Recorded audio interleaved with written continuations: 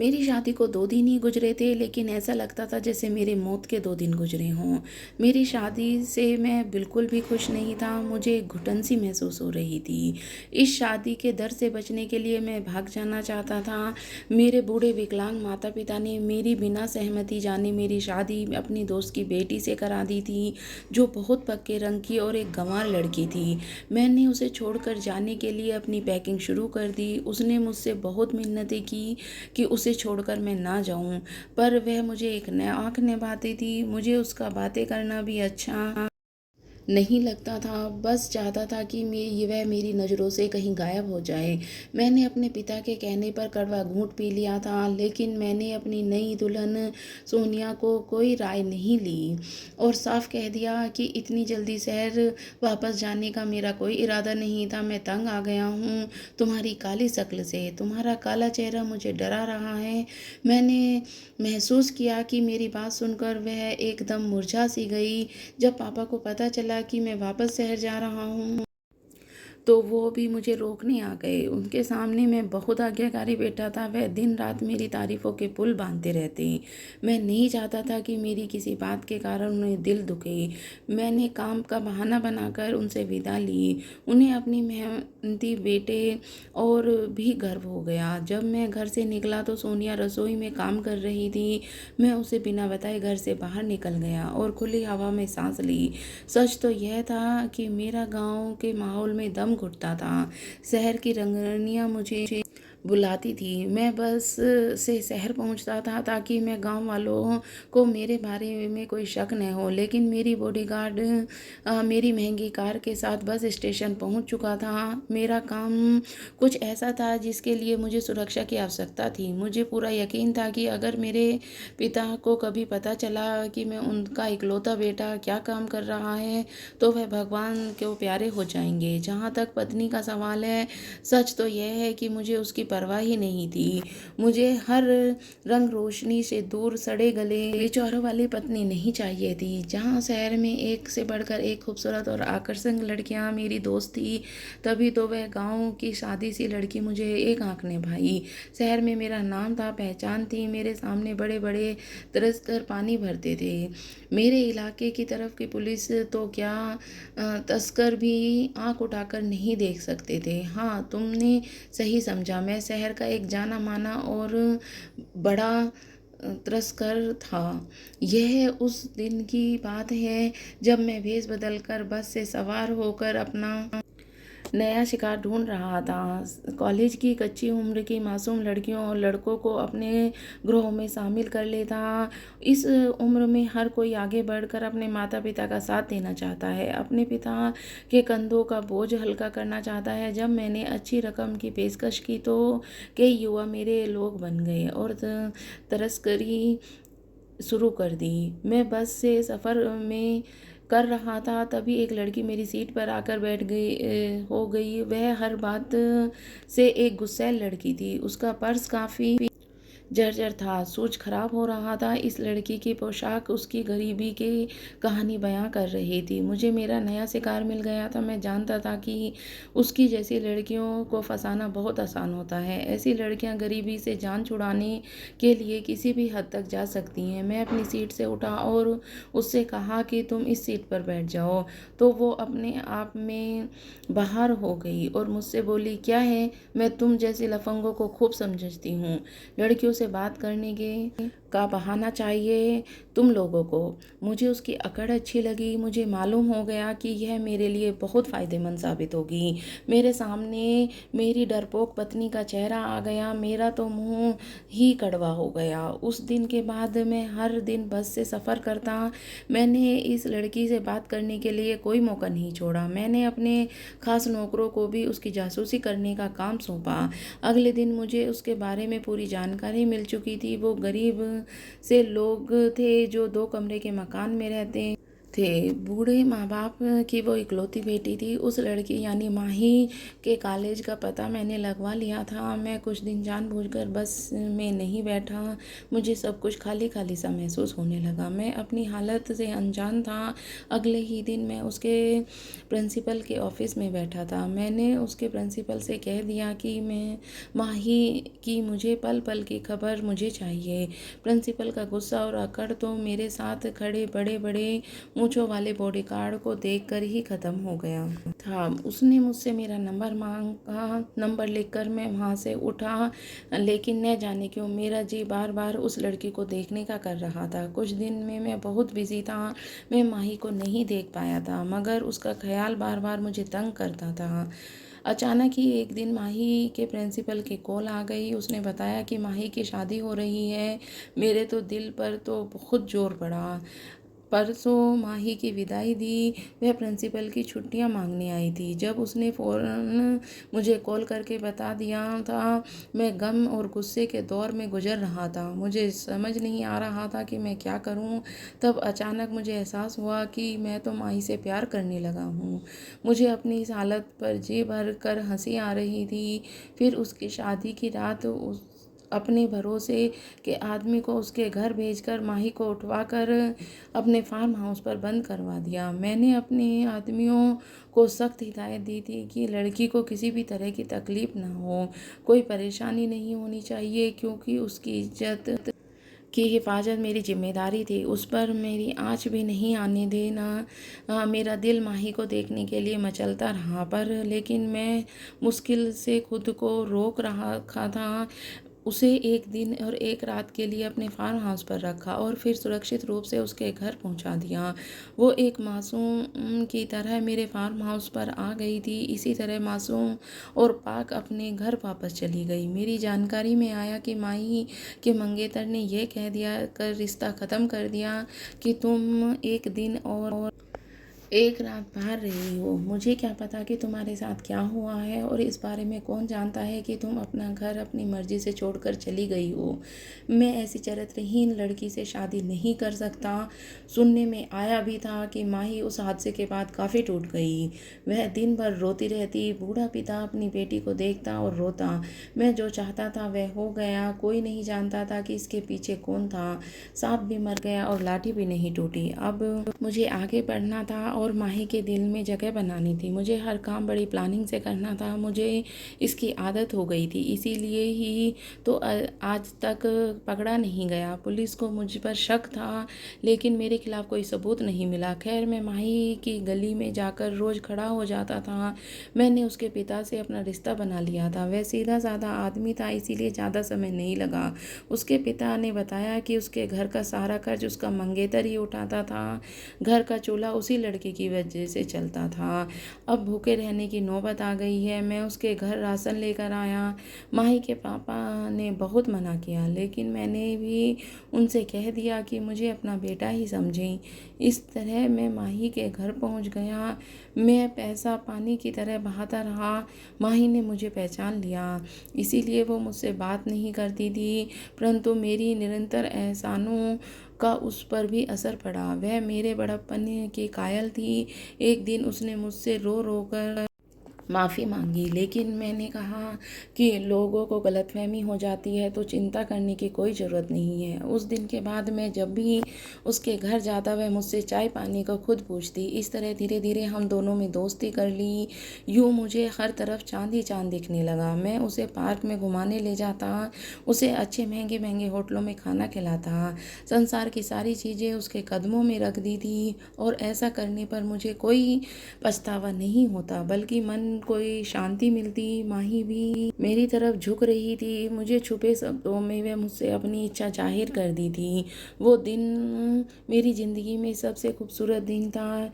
बिना एक पल के बर्बाद किए मैंने माही के पापा से उसका हाथ मांगा। उन्हें कोई आपत्ति नहीं थी, बल्कि वे खुशी से झूम रहे थे। माही भी मान गई, लेकिन न जाने कहाँ से उसको मेरी शादी की खबर हो गई। वो सारा दिन रोती रही थी। उसके आंसू देखकर मेरा तो कलेजा ही फटा जा रहा था। मैंने उसे हर तरफ से यकीन दिलाया कि हमारे बीच में नहीं आएगी, क्योंकि मैं तो उसे देखना भी पसंद नहीं करता, मगर वो न मानी। माही ने शर्त रखी कि जब तक मैं सोनिया से तलाक नहीं दूंगा, वह मुझसे शादी नहीं करेगी। मैंने उसे बताया कि मैं सोनिया को छोड़ नहीं सकता, क्योंकि अगर मैंने उसे छोड़ दिया तो मेरे बाप मर जाएगा। उसने कहा कि फिर कुछ ऐसा करो कि तुम खुद उसे छोड़कर भाग जाए। मुझे उसकी बात सही लगी। मजबूरन मुझे सब छोड़ छाड़ कर दोबारा गांव जाना पड़ा, और सोनिया मेरे आने से बहुत खुश थी। मैंने अपना रवैया सोनिया के साथ सख्त कर लिया था। बात बात पर उसकी बेइज्जती करने लगा था, पर वह चुपचाप आंसू बहाती रहती और उसकी काली कलूटी शक्ल मुझे गुस्सा दिलाती। मैं उसे उसकी सांवली शक्ल के ताने देता था। वो शीशा पकड़े सारा दिन रोती रहती थी। उसके आंसू देखकर मेरा दिल बहुत दुखता, पर मैं भी क्या करता था। मैं माही के प्यार में पागल हो चुका था। मैंने उसके साथ बुरा सलूक शुरू कर दिया। अब तो नौबत मारपीट तक की आ गई थी। मैं सोनिया पर हाथ उठाना शुरू कर दिया था, मगर मैंने कभी उसकी जुबान से शिकायत तक नहीं सुनी थी। मुझे सोनिया की दृढ़ता पर और भी गुस्सा आ रहा था, और वह कठोर से कठोर जान थी। जितना भी मैं उससे दूर भागता, उतना ही वह मुझ पर मरती। अगर मेरी ज़िंदगी में माही न होती तो अब तक सोनिया का हो चुका होता। ऐसा होता भी, लेकिन अब मैं उससे छुटकारा पाना चाहता था, तो उसकी हरकतें मुझे परेशान कर देती। मैं जल्द से जल्द यह किस्सा ख़त्म करके माही के पास जाना चाहता था। मुझे उसका प्यार चेहरा बहुत याद आता। मुझे गांव आए 1 महीना हो गया था। इसका मेरे बिजनेस पर भी बुरा असर पड़ रहा था।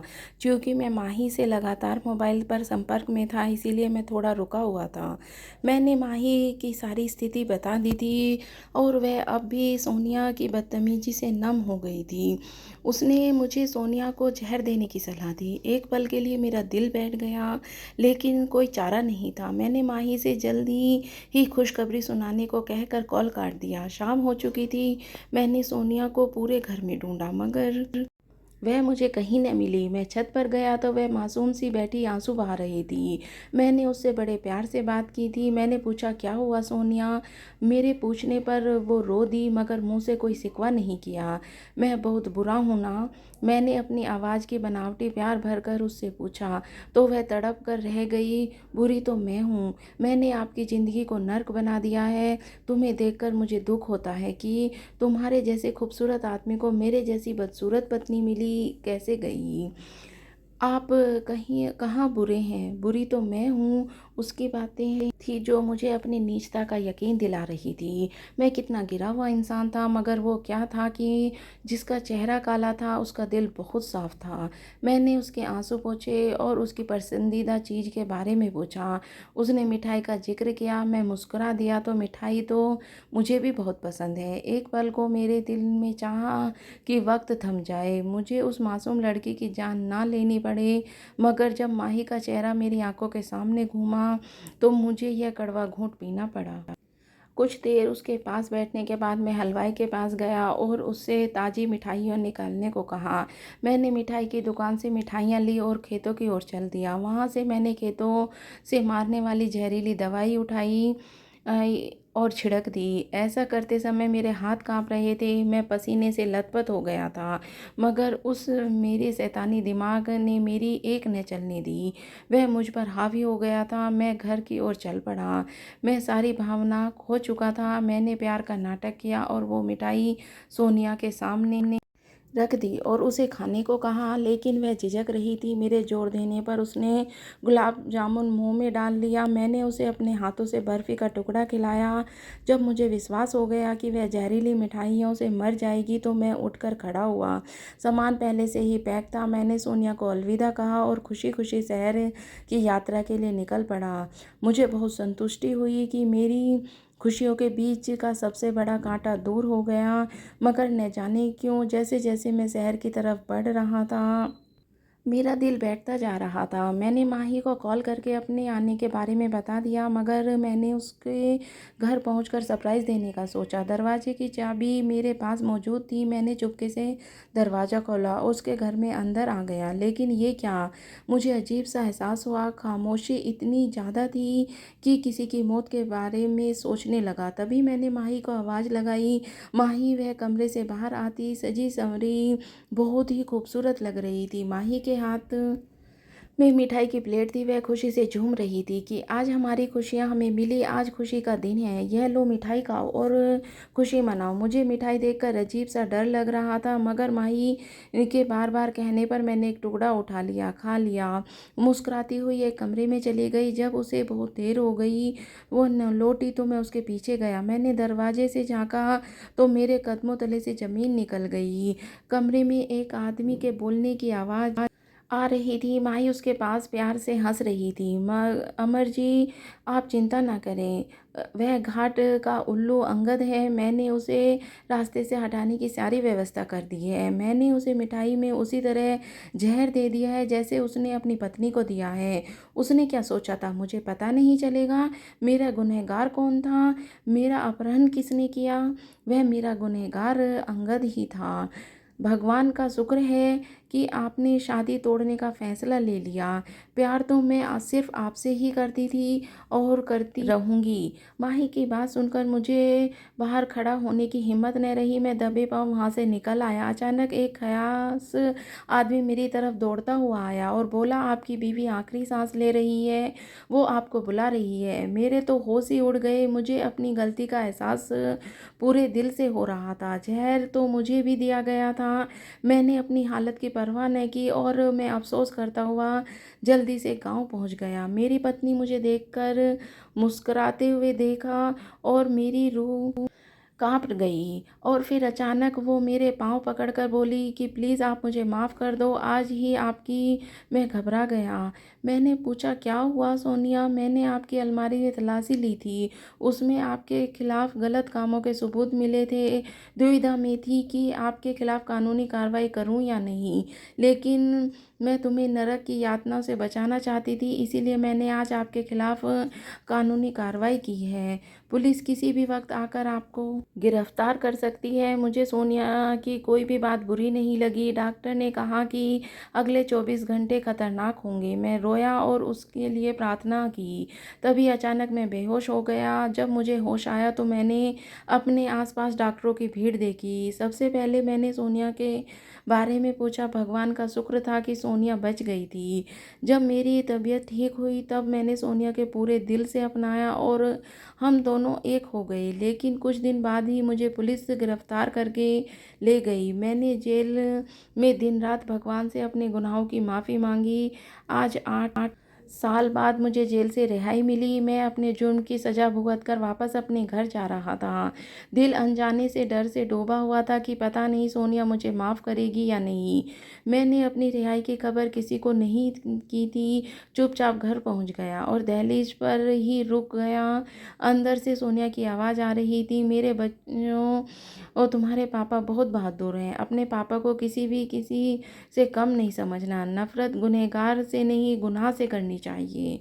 मुझसे बिल्कुल भी सब्र नहीं हुआ और भागता हुआ अंदर गया। मेरे 8 साल के दोनों जुड़वा बेटे अपने माँ के पास बैठे थे। मैं उन दोनों के सामने ही सोनिया के पैरों में गिर गया था और उससे रो रो कर माफ़ी मांग रहा था। उसने मुझे माफ़ कर दिया तो मैंने अपने बच्चों को गले से लगाया। मेरे बेटों के मुंह से सिर्फ मेरे लिए प्यार झलक रहा था और यह सब सोनिया की अच्छी परवरिश का नतीजा था। मुझे सोनिया की से शिद्दत से प्यार हो गया था। अब उसकी सांवली रंगत मुझे रौनक दिन जैसी लगती थी। उन दिन तीनों ने मिलकर मैं पापा के कमरे की तरफ बढ़ गया। पापा के पैर छूकर उनको धन्यवाद कहना चाहता था कि उन्होंने मेरे लिए इतनी अच्छी पत्नी ढूंढी है। लेकिन पत्नी ने मुझे बताया कि मेरे जेल जाने के बाद मेरे पापा भगवान को प्यारे हो गए। मैं बहुत रोया था, लेकिन लोग सही कहते हैं कि बड़ों की बात न मानकर इंसान को कभी भी खुशी नहीं रह सकता। आपको मेरी कहानी कैसी लगी मुझे कमेंट करके ज़रूर बताना, और मैं ऐसी ही अच्छी-अच्छी कहानियाँ आपके लिए लाती रहूँगी। इसके लिए आप मेरे चैनल को सब्सक्राइब कर सकते हैं। पूरी कहानी सुनने के लिए आपका बहुत-बहुत धन्यवाद।